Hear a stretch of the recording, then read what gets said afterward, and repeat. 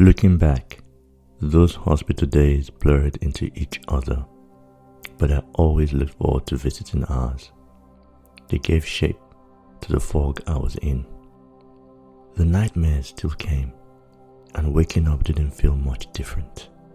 Sometimes I'd catch myself thinking, I'm an orphan now. Then I'd quickly pull myself back into the lie I'd built that my parents and brother were still alive somewhere, just out of reach. And for a while, that illusion helped me breathe. Then, one night, the radio broke it. I was lying down, half asleep, when an announcement came. A burial notice. My parents' funeral was set for the next day. It wasn't speculation. It wasn't whispered behind the curtain.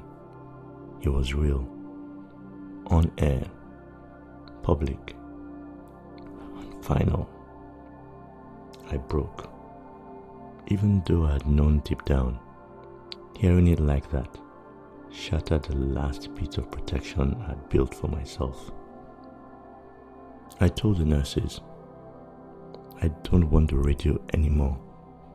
My parents are being buried tomorrow. They tried to correct me. Who told you that? I said, I just heard it on radio from the charity my dad was a part of. They returned with meds I didn't need, something to help me sleep. I wanted it. I took it, not to rest, but to escape. That night, for the first time in days, I didn't dream. No nightmares, just stillness, and I welcomed it.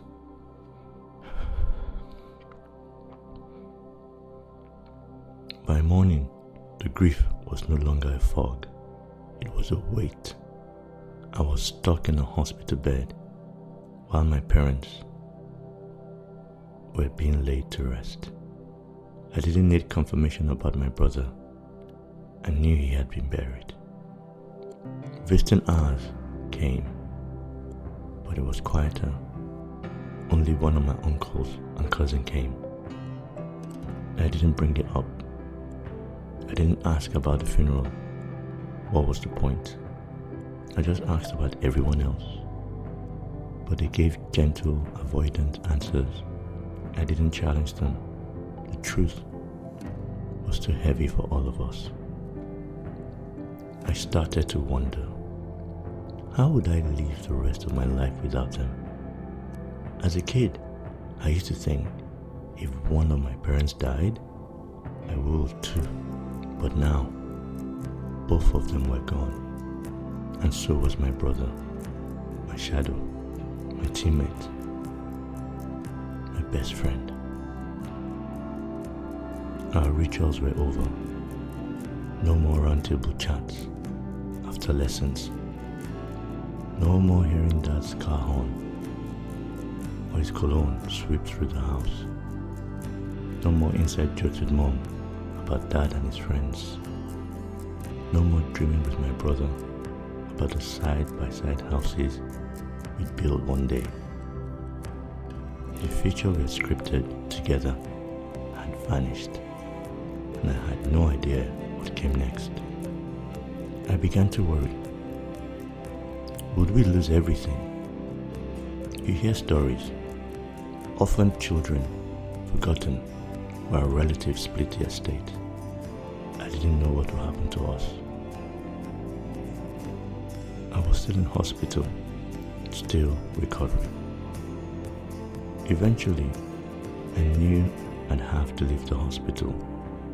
And when I did, it wouldn't just be my body that needed healing. It was the start of life.